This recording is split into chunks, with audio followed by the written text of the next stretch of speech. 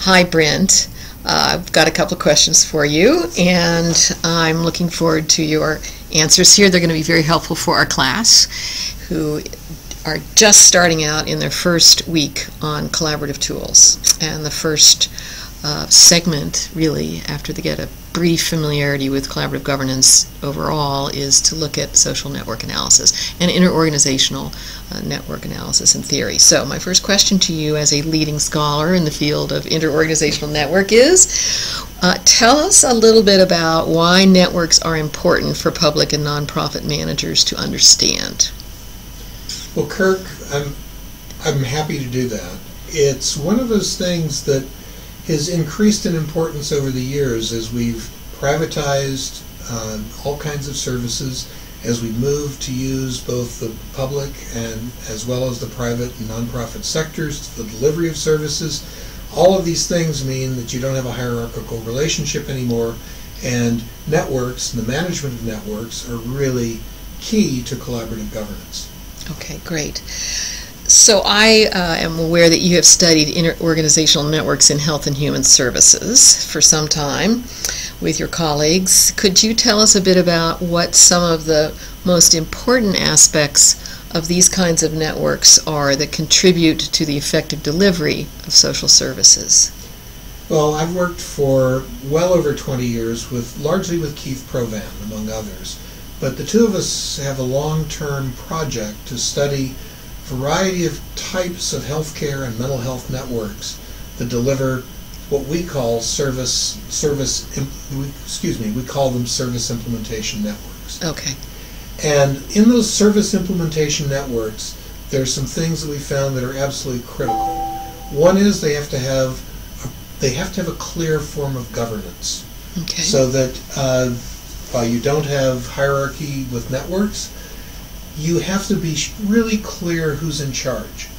And in many cases, this is something that people who gravitate toward networks don't like, because they think they should be organic, come from the needs of the individuals, and everybody should have an equal say. Mm-hmm. But at least with service delivery networks, where we're talking about delivering healthcare, mental health, job training, all of those things need some kind of clear governance mechanism. And it can be a lead agency. If it's a healthcare network, you can have a hospital that's a lead agency. If it is in mental health, here in Arizona, one of the things we do is have regional behavioral health authorities, and that's what we call a network administrative organization that doesn't really deliver any services, but that provides the administrative infrastructure and serves as a fiscal agent for a collection, maybe 30, 35 different organizations that deliver health care in a region of Arizona. Okay. And then there are always consensual networks, where they are more like sort of the standard type that people like to think of, with everybody having a say and no hierarchy at all. Those tend to occur at a particular point in the existence of a network. It's usually early on. But when it comes to delivering services, once you really have a lot of money and a lot of services to deliver, somebody has got to be able to make choices, write contracts, apply for grants, and decide what the performance indicators are for the network. Okay, that's great. Thank you. So while these are in large part voluntary networks, even if there are contracts involved, they evolve out of some consensual agreement as to who is in charge or should be in charge and how they're going to manage themselves, perhaps in a more hierarchical manner than you would think within a network. I don't think I would call it a hierarchical manner, because all of these organizations that are part of one of these networks can leave at any time. They have the exit option is open to them, and they can leave, so nobody forces them to be there. One of the things that they do have to do, though, is figure out who's going to deliver what services, and it really helps if there is some governance capacity in the network. And that really falls into line with another key finding, that many of the things that people thought about networks before we started our empirical studies have proved a little different than we really thought that they were. We always thought that networks were great because they were flexible and adaptable, and indeed they are.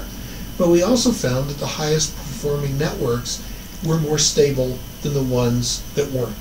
And so while that's not an absolute finding, at least in terms of the set of networks we've looked at, stability is really clear, and we interpret that as stability of governance, that people know what's expected of them, under what set of circumstances, they know when they're going to get money for the services that they're providing, and all of those things contribute to this. It's sort of, I guess, a paradox. I mean, you still have flexibility and adaptability, but you have to have enough stability to govern the network effectively.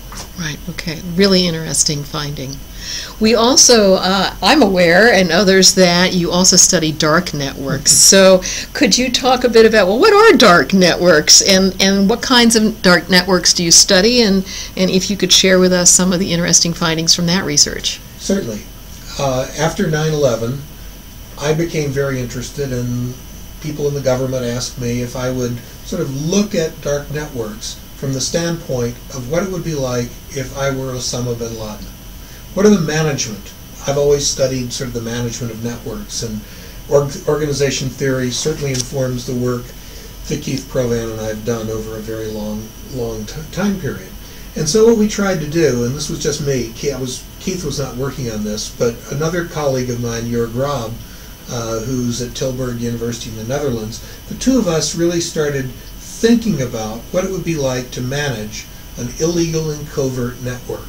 So we're not making a value judgment. I realize saying dark sort of implies that it's a value judgment, that it's bad. But in our rendering, a dark network simply is one that is illegal according to the laws of the state it operates in, and because of that has to maintain a covert status. So along with Al-Qaeda, you would have the African National Congress under Nelson Mandela. Under the laws of apartheid South Africa, they were clearly a dark network. The von Stauffenberg plot to kill Hitler was a dark network. So what we're trying to do is to look at the management imperatives that apply if you are running an insurgency, if you are a terrorist network, if you are engaged in human trafficking, drug smuggling, nuclear proliferation.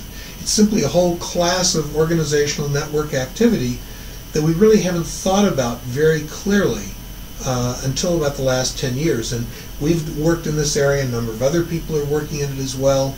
Ron Breiger here at the University of Arizona in the sociology department has really been extremely helpful in working through some of the issues that relate to dark networks. And are you finding that there are indeed different management requirements for dark networks? Yes, indeed. Probably the central paradox of a dark network, of managing a dark network, is what we call the paradox of existence and action.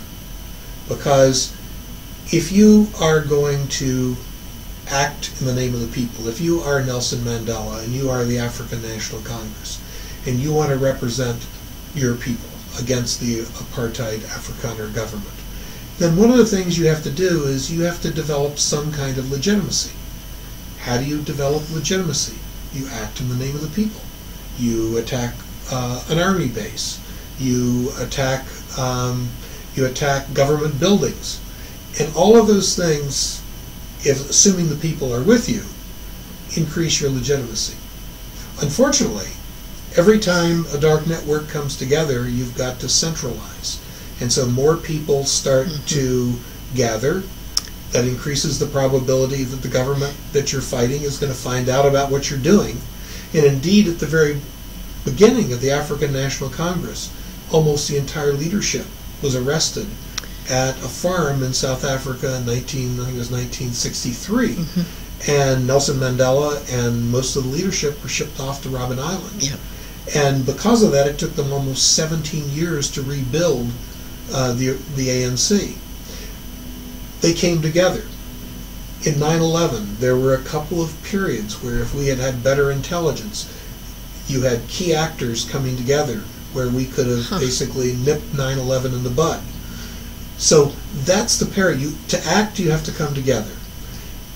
To survive, which is that is the other part of this paradox. To survive, you don't act, you exist, you continue to exist, to fight another day. The problem with that is if all you do is exist, people don't view you, your supporters don't view you as legitimate because you're not doing anything. and they'll tend to simply not support you. And an insurgency, as Mao Zedong said, that gorillas sort of swim in the sea of the people. And if you don't have people who are willing to give you safe houses, who are willing to provide you with food, who are willing not to inform to the government, you can't survive. So that's the fundamental trade-off that a dark network faces, but a legitimate network, a healthcare network or mental health network, does not face. Yeah.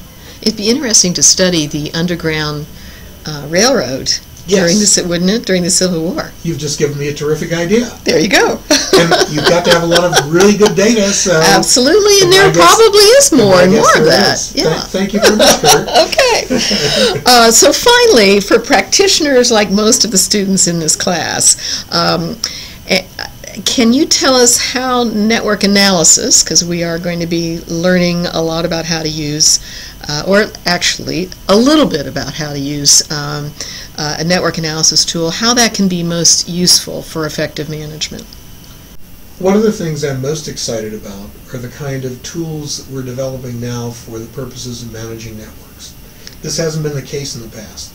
Network analysis was great at sort of figuring out what networks looked like after you had studied them, but they were so cumbersome, and you had to collect data in a very retail fashion that it would sometimes take you months or even years to figure out sort of the structure of the network and the linkages between the elements of the network. But now what you're seeing are your great new tools that allow you to do strategic planning. That you can have people sitting in a room, each with a laptop, each inputting data on their organization in a network and the kinds of linkages they have with every other organization in that network represented in that room. And then what you can do is you can show the network plots to all these folks who are network managers in their own right. They're managing in a network. Yeah. And you can see how they're connected. You can see who's connected to whom, who's not, what kinds of linkages. All of those things allow you to talk about strategic issues of network structure and how you can be a more effective and well-governed network in real time. That's terrific. Well, thank you, Brint, for your time, and this will be very useful and helpful to this class and to future classes when we share this. Thanks so much. Thank you, Kirk. Enjoy.